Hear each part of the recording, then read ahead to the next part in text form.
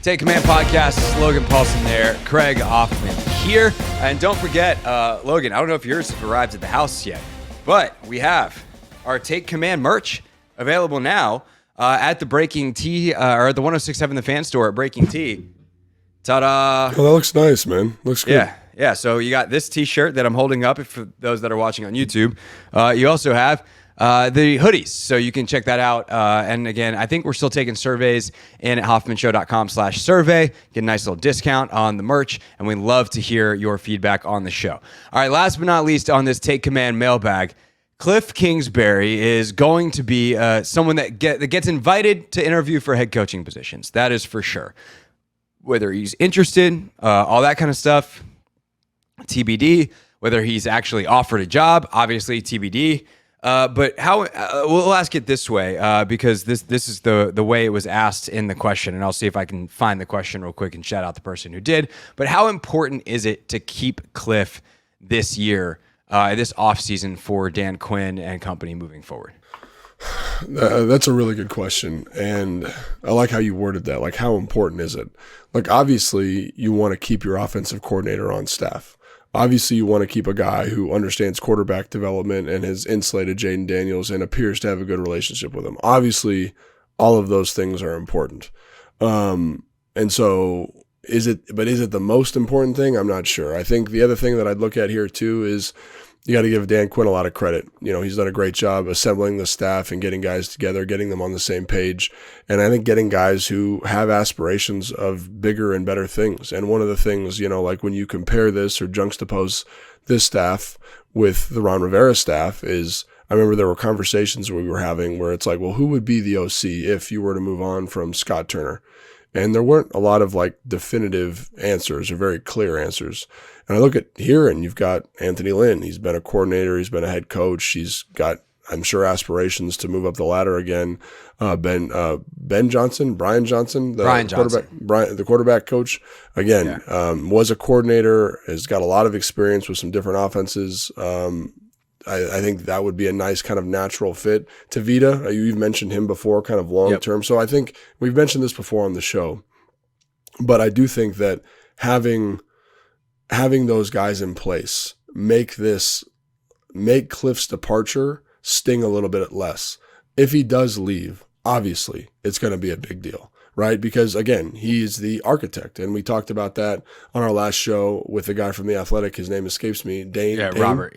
Robert Dane. Where'd that come from? Dane's their draft guy. So you had an Athletic. Logan and I are both battling the brain fog, and it seems that some of the names and things, words are tough to come by these days. So, you know, and I think he said like the architect of the offense. And when you look at the offense, his architecture has been outstanding, you know, like understanding what Jaden can handle, understanding kind of the play calls, getting the offense kind of clicking and flowing. Like if that were to leave, that would be tough to overcome. But obviously, like we just talked about, there are contingencies. So is it going to sting? Yes.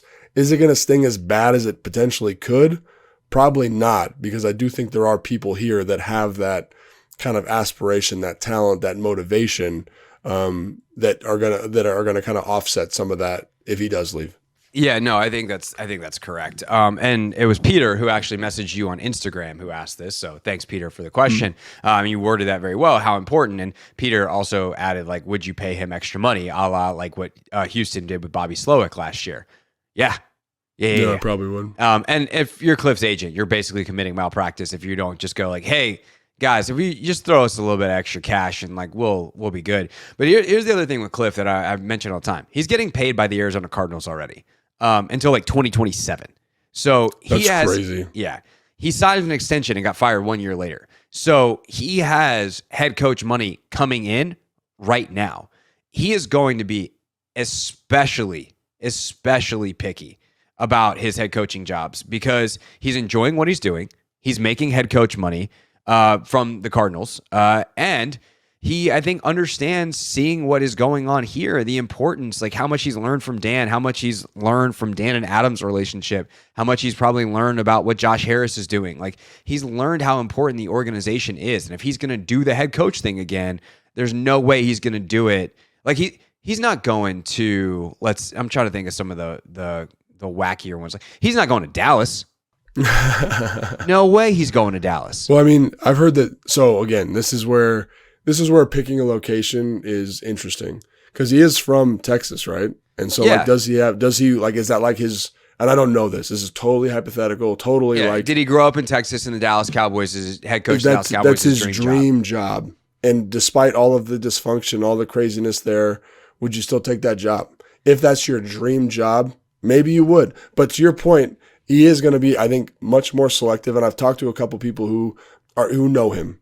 And I think one of the things that it sounds like from these, again, like, the phone tag game from Kliff, where it's like, it sounds like he appreciates not having to be a head coach and just focus on the offense. I don't know that he wants, like, I think he wants to be, he's competitive as hell. Like, he's going to want to be a head coach again. I don't know that he wants to be a head coach again right now.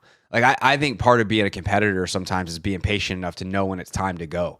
And I don't think for him, it's going to be time to go this year. Maybe. Yeah, have I ever told you my Kyle Shanahan story about that? No. I remember we were talking, and this was after the offense had been really good. I want to say it was like 2012. And Kyle's getting all these head coaching calls and opportunities. And I was like, hey, man, are you going to take that? Because again, like in my mind, it's like those opportunities don't come around every day. You got to jump on it while the iron's hot. And he goes, I'm not going to because I'm not ready right now. And I need a little bit more experience. And, obviously he goes to Cleveland afterwards and then goes down to Atlanta and really kind of takes like, I don't want to say like 5 years to kind of figure it out and kind of find that opportunity. It wasn't that long, 3 years, 4 years. But I do think there is something to that, like knowing when you're ready for that opportunity, when you've got kind of the infrastructure. Because again, that's the other thing about head coach. I think Dan's a great example of this is who's going to be on your staff? Who's going to be your OC? Who's going to kind of offset some of the difficulties of being a head coach? And I think one of the things about Kyle in San Francisco in 2017 when I was there is he was aware of all of those pitfalls, right? And the staff, the offensive staff specifically, was built and constructed to accommodate that. And I think like that's something that, again, like just because he's going to get an offer doesn't mean he A, wants it, B, he thinks he's ready for it, or C, it's the right fit for him. And I do think you bring up a great point with Dan Quinn. And like when you talk to Kyle Shanahan and when you talk to Sean McVay, it's not, oh, I got a head coaching job. It's like, who's the owner? Who's the GM? Where's the roster at? Who's the quarterback? The Jets are a better example than the Cowboys even. Yes. Kliff's not going to the friggin' Jets. Yeah. Like they're a dumpster fire that just douses itself in kerosene all the time. Like he's not going to the Jets. Right. Don't do that, Kliff. Right. There's no amount even like Chicago's interesting to me because again, like he has a relationship with Caleb Williams, right? And you say, oh, if you think Caleb Williams is the guy, maybe that's a good fit. But obviously the way that team has managed head coaches and GMs the last, 15 years, whatever that's been, it's not great. And so I think another one is Carolina. Like I know that job's not going to open up, but like those are really good examples where ownership's a little bit funky. And it's like, do I want to, again, how many shots do you get to be a head coach? Not many. So like it reminds me of basketball, like be selective with your shot selection, right? Be selective with that. Be selective with your head coach opportunities because you're going to get one, maybe two more. And if this goes bad, maybe no more. So for me, I would say like be selective with those opportunities. And I think he's going to be. And so that's the great thing about his current situation. Like you already alluded to, he's getting paid by Arizona. He's getting paid by the Commanders. Maybe you give him more money. He does not have to do anything drastic here. He can be very deliberate and very specific about the opportunity. And it sounds based on what you've said, and I feel the same way, that he's going to do that. He's going to be really deliberate and selective about the opportunity. And it might happen this year, but it also might not. I think he'd be okay with that. Yeah, I think the other thing too is Kliff has talked about in some of his post game or some of his media avails, like he's poured into the relationships more this year in a more meaningful and substantive way. Things in the past were a little more surface level, and he was afraid of like some of the conflict and whatever. And like now he's just like willing to have discussions, and like the relationships are much stronger here. And I do think that that's going to make it hard. Like he can be the guy that helps lead Jaden Daniels to an MVP or to Super Bowls or like. That's pretty big time. And so that opportunity is going to make it harder to walk away. Again, if he gets offered $12 million a year to go be the head coach somewhere, like, why wouldn't you go take that? It's a ton of money. It's the top of the profession, like all that kind of stuff. I'm not saying he's 100% not going to, but like if your life's pretty good, and like Kliff has also made a bunch of money. He made a bunch of money at Texas Tech. He made a bunch of money with Arizona, and the money's still coming in. Like I'm sure he's pretty well compensated now. Like how much more money do you need? Like once you have that level of money, like how much money do you actually need? And if you're happy, and that's a feeling you haven't had, at some point you just go be like, I value my happiness over an extra whatever $1 million. And that's like sounds crazy to most of us. Like I value my happiness a lot. I could probably take a little bit of short term. $1 million. I would probably take a million. Unhappy, right? Yeah. Like for a short term, like we could figure it. Look, Woody Johnson, I hate your football team. If you want me to coach the Jets for an NFL head coaching salary, I'll figure it out. I'll make it work until you fire me. I'll take your money. Go ahead. I'll be miserable. Dude, how wild would that be? How absolutely insane would that be if you got a call? Like, you don't know him. You don't know anybody. You're not even interviewing. He just called you and was like, hey, man, love the pod. Let's get you out here. Let's get you out here for an interview. Sure. You want to pay me $10 million a year? I'll be the head coach of the New York Jets. I'll do the stupid interviews with the New York media who just wants to bite my head off, and especially want to bite my head off because I'm actually one of them.